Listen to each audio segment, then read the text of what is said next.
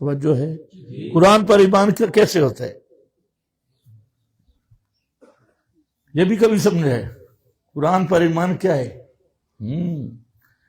قرآن پر ایمان کا معیار یہ ہے کہ سارے علوم، ساری کتابیں، ساری روایتیں، سارے بزرگ، سارے مشائخ کی ہر بات پر حاکم کتاب قرآن ہے۔ جب تک یہ ایمان نہیں، دھوکے میں مر رہا ہے۔ روایات پہ بھی حاکم قرآن، مولویوں پہ بھی حاکم قرآن، حتیٰ کہ محمد مصطفیٰ صلی اللہ علیہ وسلم پر بھی حاکم کتاب اللہ ہے۔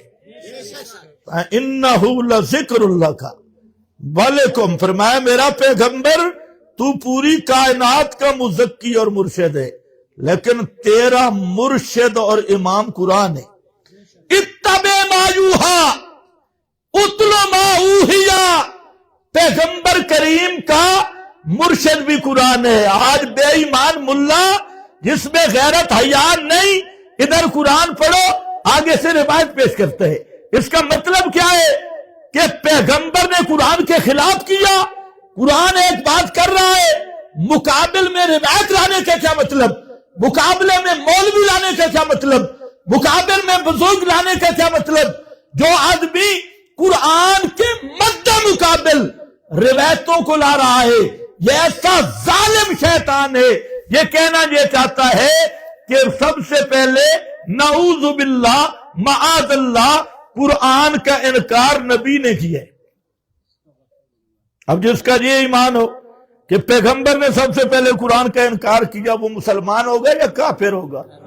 اونچا بولو یار، اس کو تو کافر کہہ ہی دو، بالکل فتوے زیادہ نہ لگو، اس کو تو کہہ ہی دو۔ یہ تو کم از کم ہے ہی ہے نا، اگر دلیل پیش کرنی ہے تو کر بھی دیتا ہوں۔ یہ تو ہے نا صرف مقابل پیش کرنا۔ قرآن نے کیا کہا؟ قال الذین کفروا، مانا کرو، قال الذین کفروا لا تسمعوا لہذا القرآن، کہا ان لوگوں نے کافروا، کنہوں نے کہا؟ بولو، کنہوں نے کہا؟ ہمیں یہ بھی بدنام کیا، یہ فتوے لگاتے، یہ میں لگا رہا ہوں فتویٰ، کرو مانا قال الذین کفروا، کہا ان لوگوں نے جنہوں نے کفر کیا تھا، جو کافر ہے پکے، کیا کہتے ہیں؟ لا تسمعوا لہذا القرآن، اس قرآن کو نہیں سننا، ھذا القرآن، یہ قرآن یہ نہیں سننا، باقی ساری کتابیں سنو۔ ساری وہاں ان کے مولوی تھے، عجم سے کتابیں لے آئے، کعبہ میں بیٹھ کے تعلیم شروع کر دی، جس میں اسپند کے قصے، بادشاہوں کے قصے، وہ کعبہ میں بیٹھ کے ادھر قرآن محمد مصطفیٰ بیان کرتا، اور مقابل میں وہ بے ایمان بیٹھ کے ٹوکریاں بنا کے اپنی تعلیم شروع کر دیتے۔ یہ اسود یار کا قصہ ہے۔ جہاں اللہ نے دوبارہ اس میں زہر کیوں لایا ہے؟ پہلے ضمیر آئی، تتلا علیہم آیاتنا تعرف فی وجوہہم آنا چاہیے تھا عربی قواعد کے مطابق، کیونکہ تتلا علیہم آیا ہے۔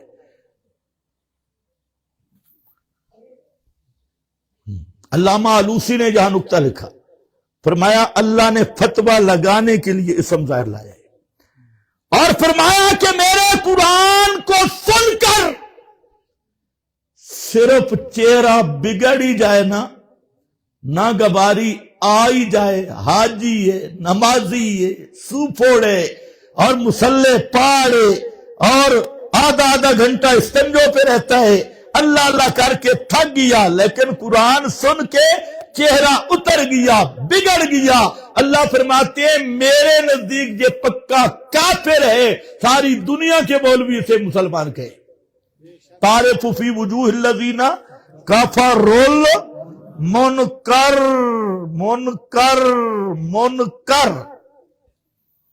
بلغ ما انزل الیک من ربک۔ یار کچھ کڑوی باتیں ہو گئی ہے، معذرت، لیکن یہ کرنا مجبوری ہے، دورہ تفسیر کا افتتاح ہے۔ اگر دورہ تفسیر میں ایسی باتیں نہ ہوں طالب علموں کے سامنے تو پھر تلبیس اور کتمان کا عروج ہے، پھر ایسے دورہ تفسیر شروع کرنے کا بھی کوئی فائدہ نہیں، پڑھنے کا بھی کوئی فائدہ نہیں۔ دورہ تفسیر وہ ہو جو پیغمبری رنگ میں بیان ہونا چاہیے۔ کس رنگ میں؟ اور پیغمبر کریم نے پہلے دن پتہ نہیں کیا کہا تھا، پہلے دن علماء بیٹھے، بخاری اٹھاؤ، آپ نے جب دعوت کی تو فرمایا انی انا النذیر العریان، انی انا النذیر العریان۔ العریان، العریان میں معنی نہیں کر سکتا، کیا کروں؟ فرمایا میں کون ہوں؟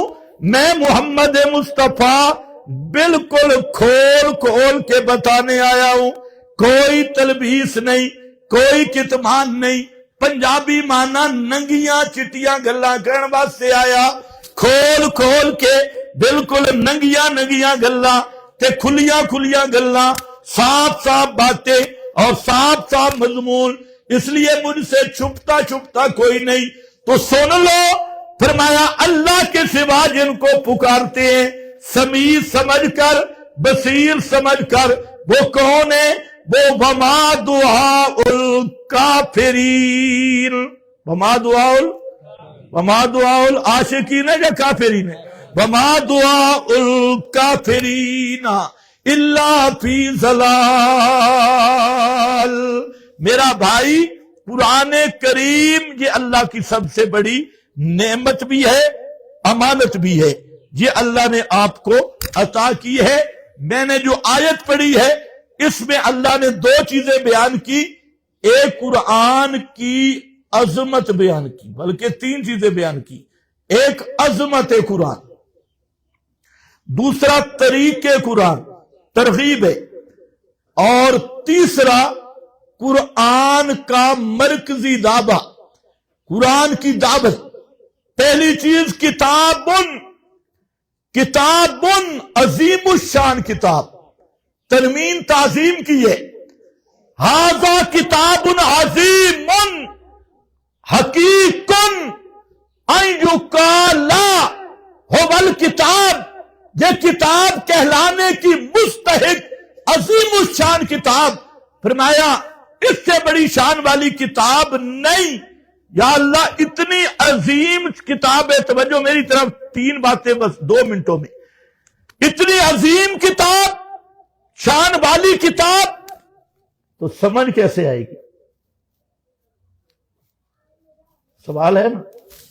اتنی عظیم کتاب، کتابون، علماء تو جانتے ہیں التنوین للتعظیم، اور پھر کتابون، ھذا کتابون، یہ سب سے اونچی کتاب، عظیم کتاب۔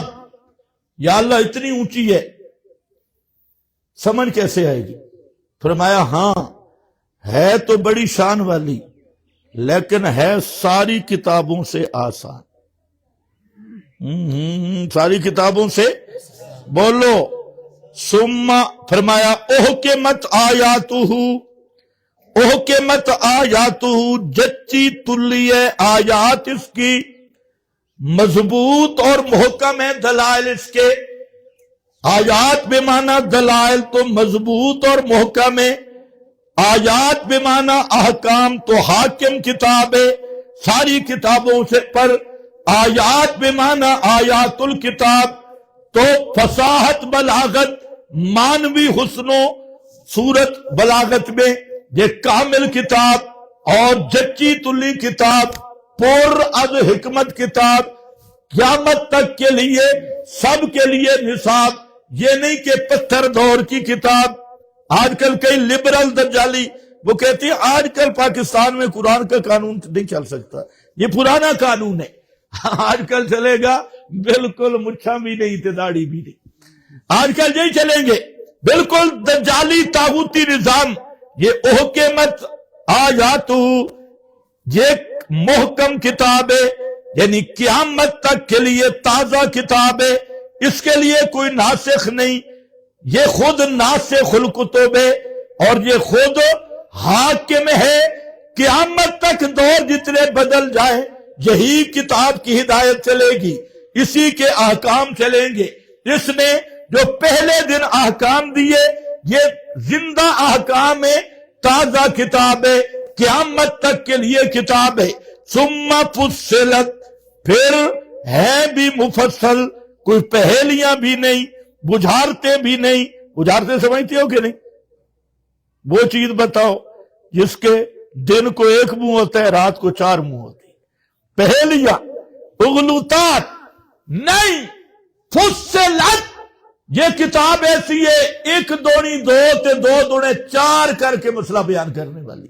فصلت آیاتہ، مولوی کی تقریر میں ہوتے ہیں اشارے کنائے، مولویوں کی تقریروں میں ہوتی ہے تلبیس کتمان، اور یہ کتاب بالکل کھول کھول کے بیان کرنے والی، جیسے پیغمبر نذیر العریان ہے، یہ کتاب الفرقان ہے، اور الفارق کو بین الحق والباطل، صاف صاف مسئلہ بیان کرنے والی۔ فصلت من لدن، کسی جہاں چپر لگانے کی بھی ضرورت نہیں، مفصل کتاب، کھلی کتاب۔ ادھر قرآن پڑھو، آگے سوال ہوتا ہے ہمارے اکابر نے کیا کہا ہے، ہمارے بزرگوں نے کیا کہا ہے، یہ اس کی محتاج بھی نہیں۔ فصلت، مفصل، کھلی کھلی آیاتیں، کیوں نہ ہوں، من لدن حکیم خبیر، ہے کس کی طرف سے؟ حکیم، اس لیے احکمت، خبیر اس لیے فصلت۔ متکلم کا اثر ہوتا ہے کلام میں، اس کا متکلم حکیم ہے تو آیات احکمت، متکلم خبیر ہے تو آیات فصلت۔ وہ آئی قرآن اس لیے تاکہ تم سمجھو، یا اللہ یہ آیا کیوں، اس کی موٹی سی بات بتا دے۔ یہ قرآن کیا کیا مسئلے، کون سا مسئلہ لے کے آیا؟ فرمایا مسئلہ کیا ہے، سنو، اللہ تعبدو الا اللہ، مسئلہ یہی آیا ہے، اللہ تعبدو الا اللہ، بسم اللہ کی بات سے لے کے والناس کی سین تک اگر قرآن سنو گے تو یہی مسئلہ ہوگا کہ اللہ تعبدو۔ ہاں، اگر مولوی نے صرف نام شروع کر دی، دورے تفسیر کے نام پہ ترکیبیں شروع کر دی، دورے تفسیر کے نام پہ سیگے نکالنے شروع کر دیے، دورے تفسیر کے نام پہ ادھر قرآن پڑھا اور ادھر بتانا شروع کر دیے، میرے حضرت فرماتے ہیں، میرا صوفی فرماتا ہے، آج کل یہی ہوتا ہے، ادھر قرآن پڑھو نا، میرے استاد جی فرماتے ہیں، میرے فلانے فرماتے ہیں، پھر اس سے پوچھ تو قال اللہ پڑھ رہا ہے یا قال استاد پڑھ رہا ہے؟ کیا چیز پڑھ رہا ہے؟ قرآن کو قرآن سمجھ کے پڑھ۔ مولانا حسین علی صاحب رحمہ اللہ کو ملا تھا بابا غلام رسول انی والے، یہ سارے مناطق کے امام تھے، گاڑی میں مل گئے تو مولانا حسین علی صاحب نے کہا کہ مولوی صاحب مجھ سے قرآن پڑھ لے۔ بابے کو غصہ آیا، اس نے کہا 50 مرتبہ میں نے جلالین پڑھائی ہے، 50 مرتبہ بیضابی پڑھائی، اور اب تجھ سے میں قرآن پڑھوں؟ تو مولانا فرمانے لگے اللہ تجھ پہ راضی ہو، جلالین پڑھنے سے جلالین آتی ہے، قرآن نہیں آتا، بیضابی پڑھنے سے بیضابی آتی ہے، قرآن نہیں آتا، قرآن آتا ہے قرآن پڑھنے سے، بیضابی پڑھنے سے نہیں، جلالین پڑھنے سے نہیں۔ وہ بابا انی والا پرانا عالم تھا، حضرت نے گاڑی کے اندر اسے کہا کہ مجھ سے ذرا سن تو صحیح قرآن، ثواب ہوگا۔ حضرت نے جب بیان کرنا شروع کیا، گاڑی کے سفر کے اختتام پہ وہ مرید ہو گیا اور اس نے اپنا درس چھوڑا اور مولانا حسین علی کا طالب علم بن کے بیٹھا اور قرآن پڑھے۔ قرآن کا چسکا ہی ایسا ہے، لیکن آج مصیبت یہ ہے، نام تو ہوتا ہے قرآن پڑھانے کا اور ساتھ چل کوئی اور چیز رہی ہوتی ہے، فلانے نے فرمایا، فلانے نے فرمایا۔ او میرا بھائی، قرآن کے ساتھ کسی کو نہ ملا، فصلت آیاتہ من لدن حکیم خبیر۔ اور نشانی تجھے بتا دوں، قرآن یہ صرف کے سیغوں کے لیے نہیں آیا، قرآن نحویر کے اجراء کے لیے نہیں آیا، یہ قرآن علم معانی کے نکات کے لیے نہیں آیا، یہ قرآن صرف لسانیت کے اجراء کے لیے نہیں آیا۔ زبان میں ابو جہل تمہارے سارے مولویوں سے 100 نمبر آگے تھا، خدا کی قسم، اس کی زبان عربی تھی، مادری. ہم جتنی بھی عربی پہ محنت کریں نا، ہم چونکہ غیر عربی ہے تو جتنی مرضی محنت کر لیں، جب ہم بولتے ہیں ہمارے منہ سے غلطیاں نکلتی ہے، چاہے مرضی مہارت اندر ملکے پیدا ہو جائے، لیکن اس کی تو زبانی مادری عربی تھی. تو تمہارے جتنے مولوی 10 سال 19 سال عربیت پہ محنت کراتے ہیں، یہ ابو جہل تک نہیں پہنچتے. ابو جہل ان سے فصیح بلیغ تھا، زبان اس کی عربی تھی. اس لیے قرآن ان چیزوں کے لیے نہیں آیا. قرآن کا مقصد کیا ہے؟ اللہ تعبدوا الا اللہ. اے کائنات والو، پکارے سننے والا کوئی نہیں اللہ کے سوا، حاجت روا کوئی نہیں اللہ کے سوا، مشکل کشا کوئی نہیں اللہ کے سوا، بگڑی بنانے والا کوئی نہیں اللہ کے سوا.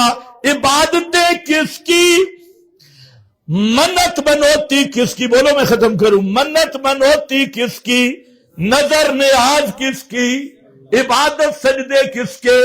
اس لیے کہ پکاروں کو سننے والا اللہ، حاجتوں کو جاننے والا اللہ، سمیع اللہ، بصیر اللہ، علیم اللہ، قدیر اللہ. تو التحیات للہ والصلوات والطیبات ان صلاتی ونسکی ومحیای ومماتی للہ رب العالمین.